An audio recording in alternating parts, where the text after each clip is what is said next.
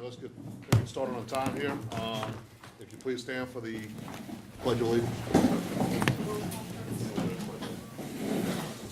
Pledge allegiance to the flag of the United States of America, to the republic for which it stands, one nation, under God, indivisible, with liberty and justice for all. All right, Ms. Marcotte, if you do a roll call, please. Councilmember Black, Present. Councilmember Trufant Salvan, Present. Councilmember Edgecombe, Here. Councilmember Williams. Present. All right, we'll, if there's no objection, we'll move to old business, which we have none, and we'll divert executive session to the end. Do you have a problem with that, or you want to get Mr. Egan and let's just hold it for the end, and we'll go to We're not going to take that long. okay. All right, let's start off with 4A. Discussion regarding rezoning of specific port property from floodplain to I-3. Okay. This is the solvent legislation, so if you want to. Yes, sir. The real discussion regarding the rezoning of the port property from floodplain to I-3 will take place this Thursday with the Port Council at the Port Council meeting. I put this in as a placeholder because I got a phone call from Bob Pender, co-CEO for Venture Global. And he wanted me to express to every member of the board and to the community his sincere appreciation for your efforts in doing the rezoning process. So on behalf of Venture Global, they're very appreciative of the efforts. They know this has been a long pole in the tent, as well as aggregating the property. He knows it takes time, and you know, you have citizens with different views. You got to work through all these issues, and he just wanted me to express his appreciation for that. Can't hear. Can you guys hear? Why is the door open? You can hear? I don't know, Michelle, if y'all want to come sit in the back. Maybe with the Yeah. noise. Okay. Okay. Anything to add, Ms. Sullivan, on that? No, I don't foresee any issues with the rezoning and the remapping of that property and converting it over to an I-3 heavy industrial. I don't foresee any issues with it. Any other comments from the table? Any comments from the audience? All right, let's move to item 4B. Update on the deputy port director interviews and process. Okay. So we did receive, was it 18 total? Yes, sir. We received 18 resumes. Most of them came through AAPA. We had one that came through civil service and one that their source was from the paper. We designed a matrix. I believe Christy sent that out to the board members this morning. Just based on the criteria in their resume, a quick and dirty matrix of just trying to whittle down the 18. We thought 5 really showed themselves very well as far as the criteria. There were another 5, I believe, that we would not interview this time, but they were more suited for when the director of operations position comes up.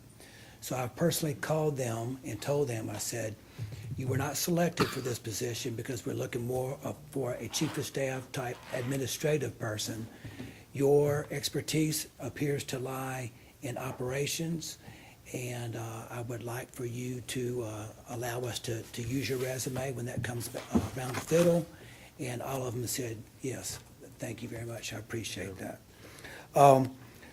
With the guidance from the chairman, you had asked the rest of the members if they wanted to participate, and we had all the members wanted to participate, which meant we're going to have to break it into 2 panels, of which we did. We will hold the interviews this coming Monday, 13 March, at the Abear Complex. We have set aside an hour for each interview and 30 minutes between interviews, just to allow any fudge time if it runs over. The chairman will quarterback one panel, I will quarterback the other. We'll have a list of questions that each person will have the same questions asked, and a scorecard. And the scorecard will be weighted, and then we'll compare that, and we'll come up with who the selected would be.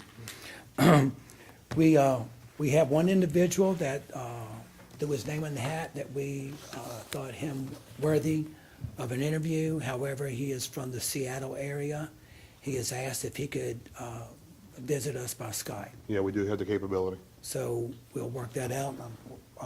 Where's Jenner? We're good. Work with you on that? We got it, it's done. Okay, good. And who's the individual? I mean, I don't know if we're gonna release names, but it's somebody that lives in Okay. Seattle. One of the five, he's Yeah, I'm from not sure which one Seattle. it is. See, that's some of my issues. I have some issues with the process because I'm trying to figure out how come the committee didn't play a bigger role into to all of this process up to this point. You know, we're getting things secondhand.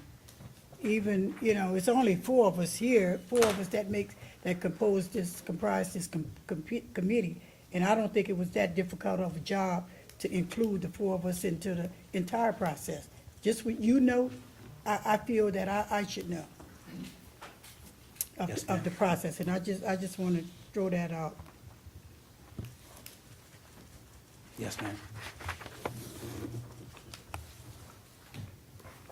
With that being said, I don't feel that me as a committee member knows the depth of the person that he's looking for, but I do understand what you're saying, Ms. Salvant.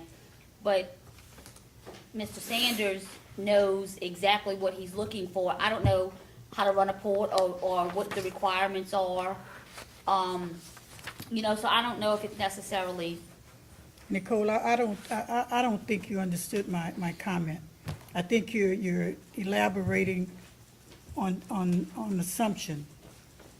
I don't even begin to assert as though I know what Mr. Sanders know in as it relates to port.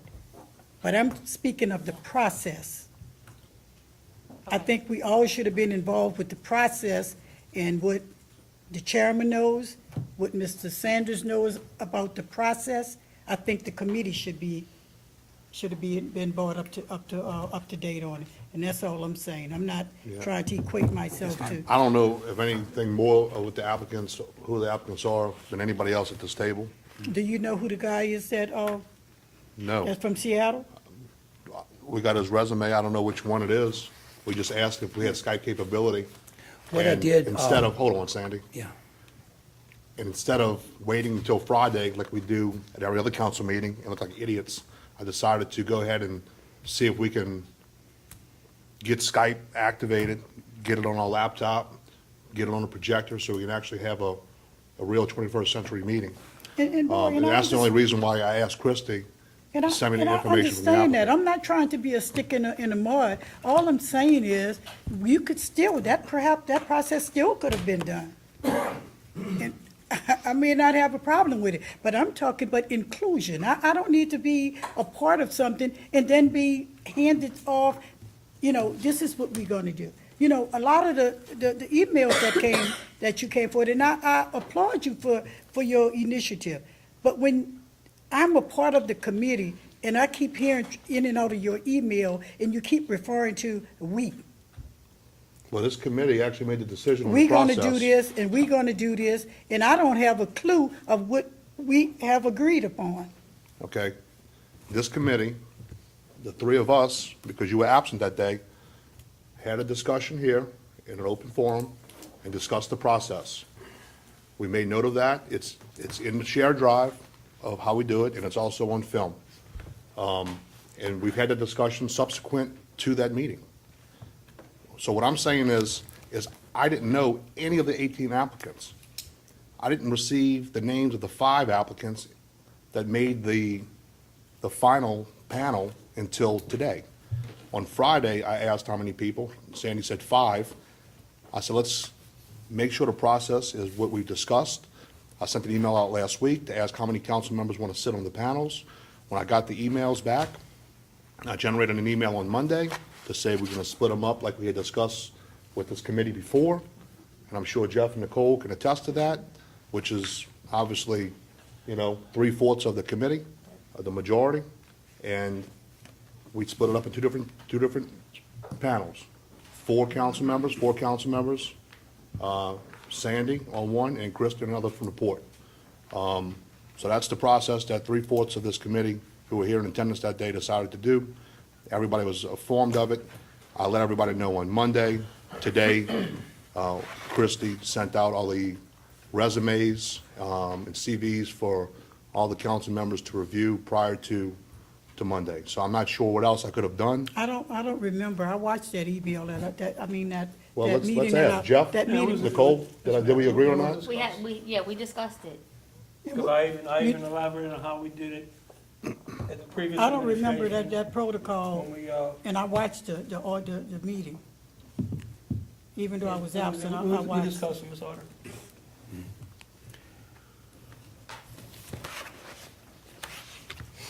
All I'm saying is that I don't want to just be a committee member in name. I think you've been very active on this committee and very active with the port, and I appreciate that.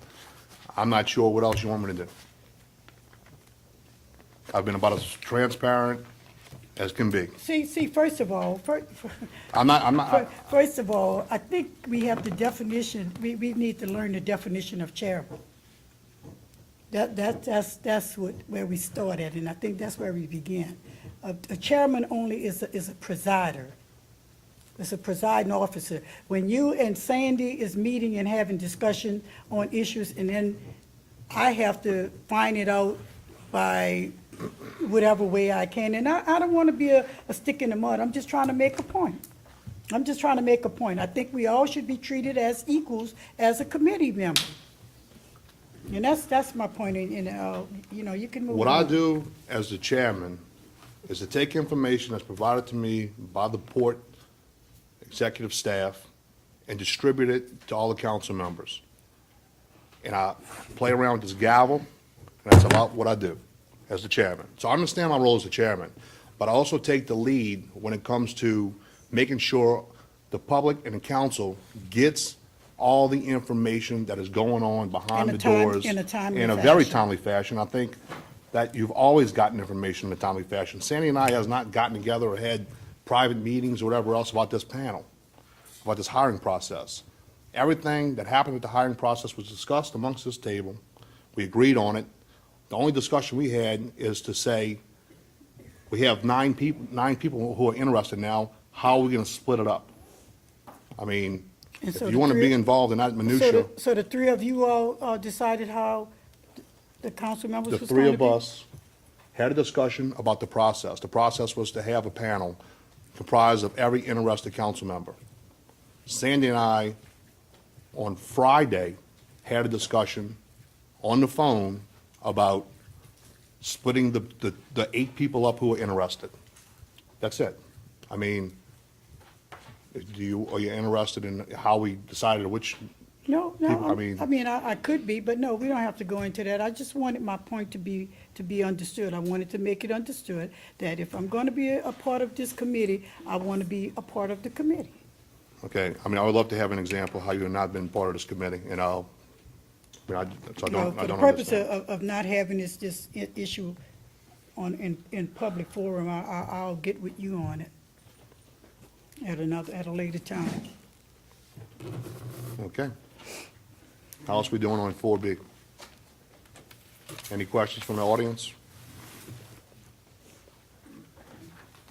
All right, 4C. Discussion regarding Peters Road Phase 2. Okay, about 3 weeks ago, I was approached by L.V. Cooley, who's one of the attorneys for the parish, on behalf of the parish president, President Cormier, regarding Peters Road Phase 2. Peters Road, as you know, is the road that's going to come down Harvey Canal, cross the intercoastal, come around the Naval Air Station, and then tie into Highway 23. It is done in phases, Phase 1, Phase 2, Phase 3, and it is a joint project with both Jefferson Parish and Plaquemines Parish, and DOTD who is also footing 80% of the bill. Regarding our amount that's owed, LV asked if the port could look at ways that we might be able to help the parish. The parish did not have the money to support that project. And of all the projects we have going for our, not just the port, but our community, this is the top priority. And the reason for that is we cannot work on the bridge or the tunnel until we have a evacuation route already finished. So this is the top priority project for our community. The breakdown that LV gave me was that on the south side of the bridge, and what we're talking about is the approaches to the bridge, not the bridge itself, but the approaches, purchasing needed property, rights of way, et cetera.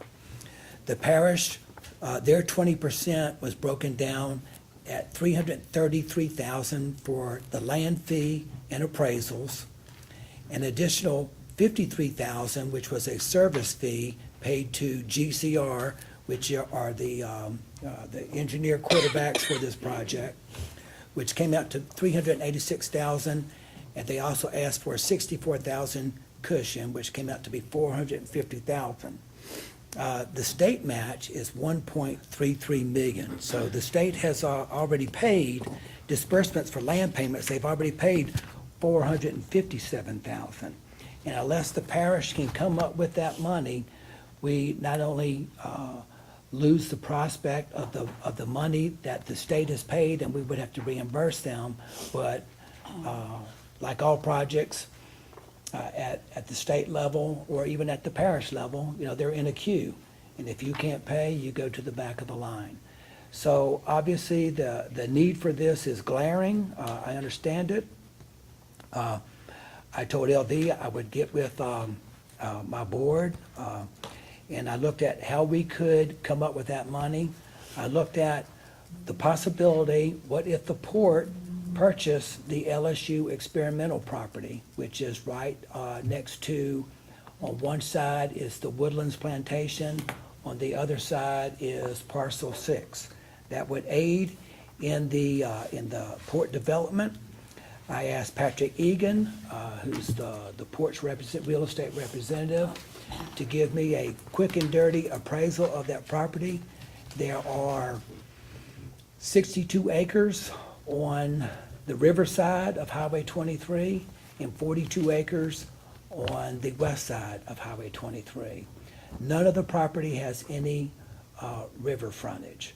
So with all the appraisals we have done on all those parcels, it came out to an average of $5,000 an acre, which would be $520,000. Far more than what the parish needs for this project. If I had the 520, I would pay it right now. What I'm gonna ask the council, the committee, is let me go back to LV, look at his schedule of payments. If we can indeed buy the LSU experimental property for the full cost, $520,000, then if I can match the needed payments at their time they're due to the state, this allows the port time to spread those payments over. And the reason I can't pay that right now is I have two real estate things that take priority, parcel B1 and parcel B3.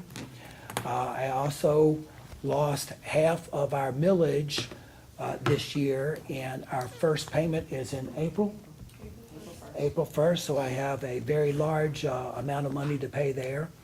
But I do anticipate the third option from Venture Global, which would be in September.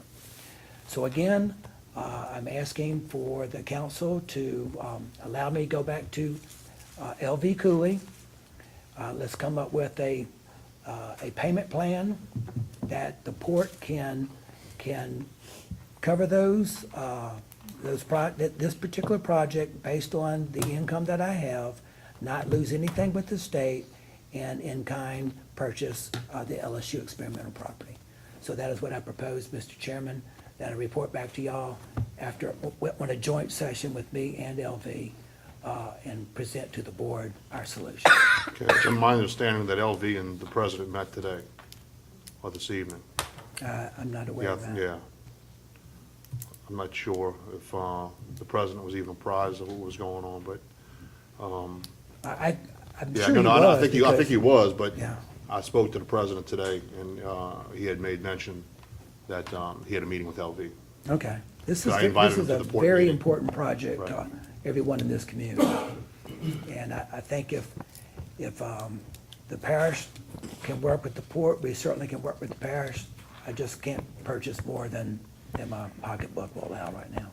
But I think we can reach a very agreeable solution that we can stay in the chips with DOTD. But again, with your permission, I would like to come back with a joint presentation with me and So anybody let's open it up for discussion on that one.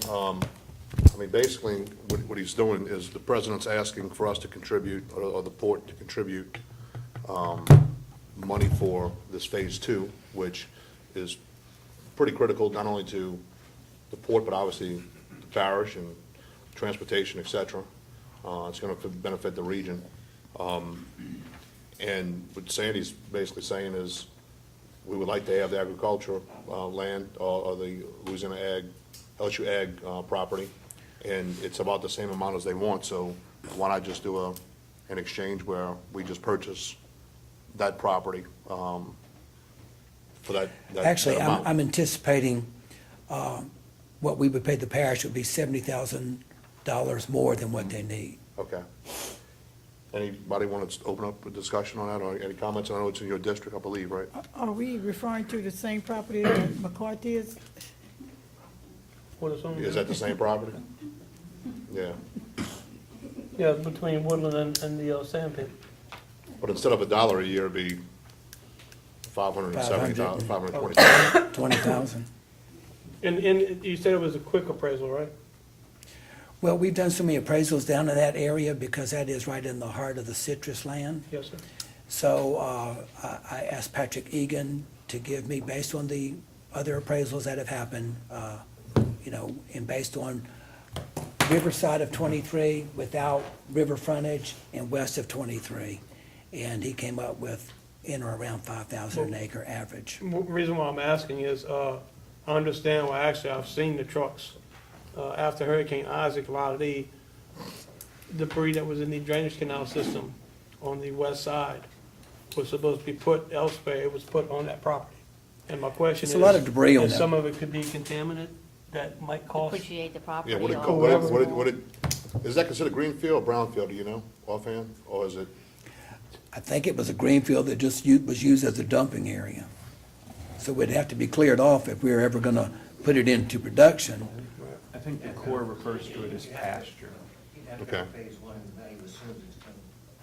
Okay,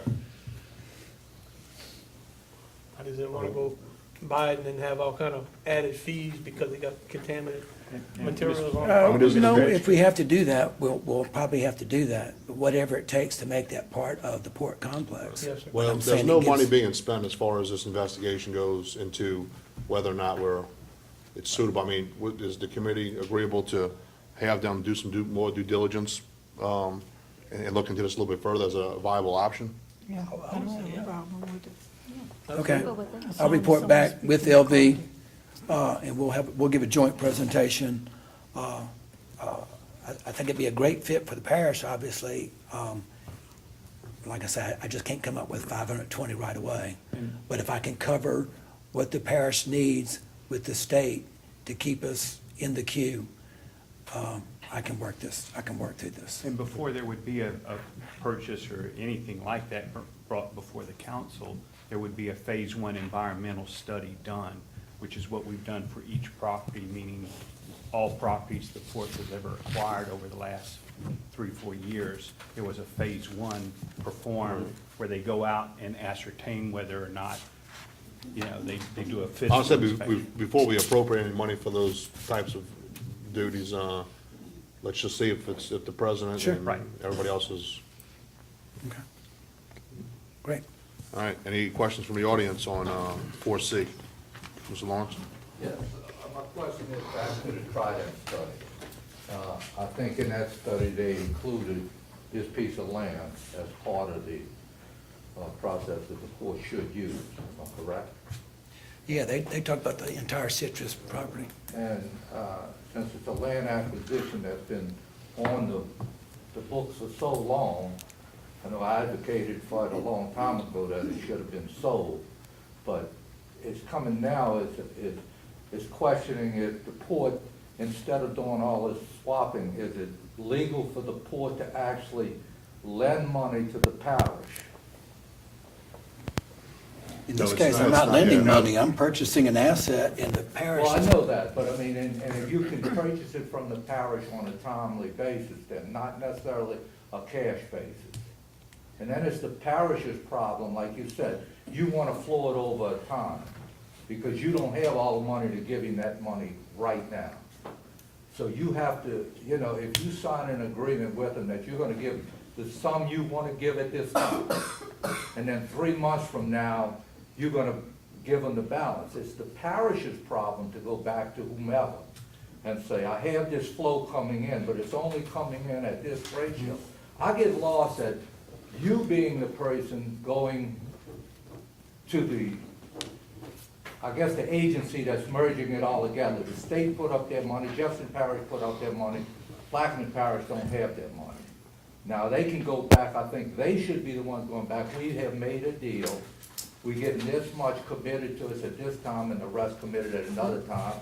And if they agree, then you're relying on you to do it in a timely basis. That's correct. Yes, sir. All right. Any other comments from the audience? All right. 4D. Update on American Patriot Holdings. Okay. Again, this was a placeholder, and it should say an update on American Patriot Holdings / PPHTD way ahead. With that in mind, prior to 2017, at the end of 2016, the port, through Trident, we did a pre-feasibility study. We reported back to the board on 2 separate occasions at dinners, and we walked through that pre-feasibility study. What the pre-feasibility study showed was that, yes, there is incremental cargo that if it could go through New Orleans, it would, but it can't because of the capacity. So we're looking at that incremental cargo, and we're comparing that cargo, and this is a very Reader's Digest version, of that cargo coming from Shanghai to the West Coast, and then going via truck or rail to the 3 distribution cities on the Mississippi River: Memphis, St. Louis, and Chicago. Comparing that cost to the same container coming from Shanghai, going through the Panama Canal, coming to the port of Plaquemines, and then from there, again, comparing an apple and an apple, put it on a truck or on rail, and going to those same 3 cities: Memphis, St. Louis, and Chicago. And then lastly, we did a comparison, and this is why it's so key that we made that strategic relationship with American Patriot Holdings, that we have something that no other port has. We have the ability not only to take that cargo off a ship and put it on a truck or rail and send it to those 3 cities, but we can also put it on something that no one has, and that is the American Patriot Holding vessel. What the pre-feasibility study showed is that we beat the cost of every scenario. Our cost is so much less in every scenario. However, the time it takes to get there, we get beat pretty bad. So, you beat the cost, but it ain't gonna get there tomorrow. So we have to compare what would be the most beneficial cargo to come through here. All right, something that's gotta be there like tomorrow, I say that facetiously, 3-4 days from now. It might be fresh fruits, okay? But a box full of hammers, they're not gonna go bad overnight. So non-time sensitive cargo is the sweet spot for this port. Our studies, and we've looked at many studies in port design, port development, cargo delivery. Beneficial cargo owners will gladly take less costs if and only if the service, which is a lot less than getting there by train or by truck, if it's reliable and dependable. That is key. If the service is reliable and dependable, they will take an extra 7 to 8 days in transit because their cargo's not going to go bad. They are saving millions of dollars. That is the PPHTD advantage, along with marrying up with American Patriot Holdings. That being said, I told Trident, okay, we've got the pre-feasibility. Now we need what is called a bankable feasibility. A bankable feasibility is something that you can take to the bank, and based on that analysis, the bank will lend money to the port to build the port. It is that bankable. As you can well imagine, a pre-feasibility pales in comparison to the cost of what a bankable feasibility is. A bankable feasibility could be anywhere from $1.5 to $2 million.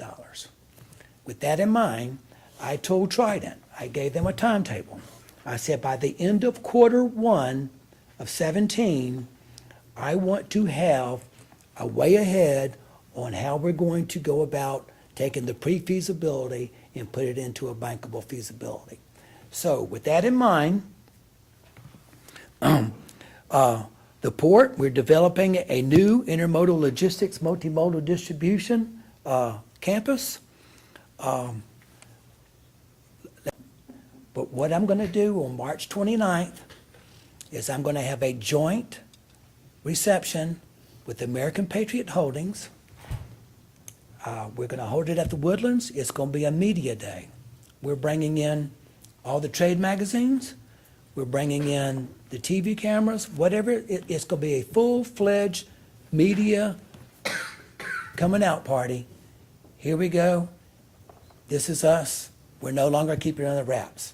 The reason for that is, the first thing we're going to do is to jump off that with this, with the 1 + 1 = 5 thing with us and APH, is that our objective is to secure a beneficial cargo operator, secure a terminal operator, and an ocean-going carrier. And to do that it takes a lot to get an ocean-going carrier and those people to take a look at you. But we're going after that, and this is going to be our jump-off date. So our first priority, cargo is king. Make no mistake about it. Cargo is king. We have to our first priority would be to the beneficial cargo owners. We are coming out and we have prioritized the beneficial cargo owners that we are going to do joint marketing with. Our second priority is, we talk about our strategic location as the southern terminus. What we want is to own the Mississippi River, because that is the cheapest transportation there is. The waterborne transportation is cheaper than rail and is cheaper than truck. And we'll have a reciprocal relationship with a site in Memphis, a site up in St. Louis. We can't go past St. Louis to Chicago because we start getting into the lock system. But with those agreements, and we have a terminal operator in what would be best would be a similar terminal operator in those 3 cities, then we will own a logistical, reciprocal agreements along the river, and we have the cheapest transportation. So what we're connecting to is exactly what our vision statement is, to be the supplier for the heartland of America. If you look at the Midwest, those states that touch the Mississippi River, if they were a country, they'd be the 5th largest GDP in the world. And we have the cheapest mode of transportation to serve that. So I'm going to send to all the board members this intense study that we've done, our methodology, and I'm letting you know that on March 29th, we will have this media. I've asked both American Patriot Holdings and the Trident folks to come down a day early to sit down with our board on one-on-one or one-on-two, however, ensure that they fully grasp our way ahead. And I'm going to tell the board, I am actively, and I'm saying actively, going to use you in our marketing and when we go out and see beneficial cargo owners. It's one thing to go there as the executive director, it's another thing to go there with the deputy chairman or 2 other board members. So I'm soliciting what is at our fingertips. You want to be involved? I'm going to get you involved, but this is going to be the largest port on the Gulf Coast. So that is, there'll be more to follow with this, but I will send to y'all the detailed feasibility that we did heretofore, that I've given Trident the first quarter to come out with a plan. Any questions? Anybody from the table? Anybody from the audience on this? Mr. I guess Wilson? I had one question, and I think it's a great plan and everything with the barge. Pardon about what, sir? About the barge traffic, picking it up and bringing it to Memphis and St. Yes, sir. Louis and stuff. My problem is looking at our infrastructure as it exists and the reality of it, if that port is also going to be served by rail and truck. Yes, sir. This highway system we have in this parish is overused right now. It's overutilized, it can't handle it. I agree with it 100% if it's gonna be used under the Patriot part of putting it on barges and bringing it. I have a problem if you're gonna extend the rail down there, because that's gonna affect all the citizens here who can't get out their driveways and can't. We have traffic already on the rail system coming, and it's only coming from the refinery is the furthest point. And you can picture this hitting Belchase. I know you're gonna tell me it's gonna be routed around Peters Road, and I won't live to see it, but meanwhile, if that comes online before Peters Road comes online, the people in Belchase will be served because it won't be passing through Belchase. The people below Captain Larry's will be well influenced by this. Everybody from Ironton trying to get out their facility when there's a train coming from Port Sulphur with 100, 150 container cargoes coming past you, it's gonna affect you. The traffic on that road, if there's 1,000 more trucks, and if we do Baptiste Golad and we increase the Venice Port area, there's more truck traffic coming through there. My question is, my concern is on anything except the barges. I think the barges is a terrific idea. If it's limited to that, I think it should go. Yes, sir.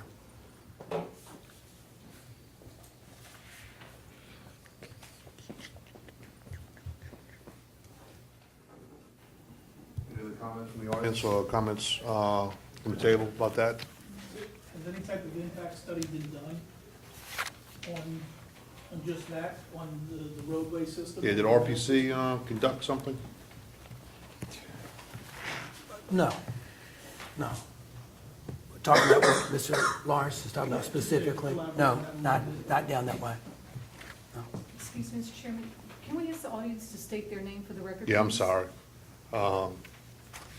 It's Willie Wilcox, Warren Lawrence, I think whoever else spoke. I think that's all so far. Yeah, so just in the future, just state your name. I We all Mr. know who Walker, you are, just but didn't know Mr. Wilcox. that's all right. And I almost called you Mike again. Sorry. Anyway. Any other comments from, all right. Let's go to, item 2A, executive session. Ms. Marcotte?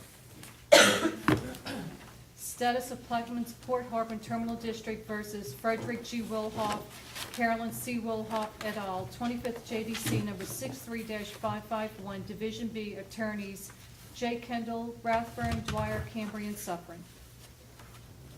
All right, we have a Motion. motion to go. Yeah, I'll make a motion. I'll Ms. second. Combs, second by Ms. Williams. Ms. Marcotte? Councilmember Trufant Salvant, Yes. Councilmember Black, Yes. Councilmember Edgecombe, Yes, Councilmember Williams. Yes. I guess we're going to kitchen. All right, let's go. We're going to the kitchen. At what time, 5:42? Yeah, 5:42.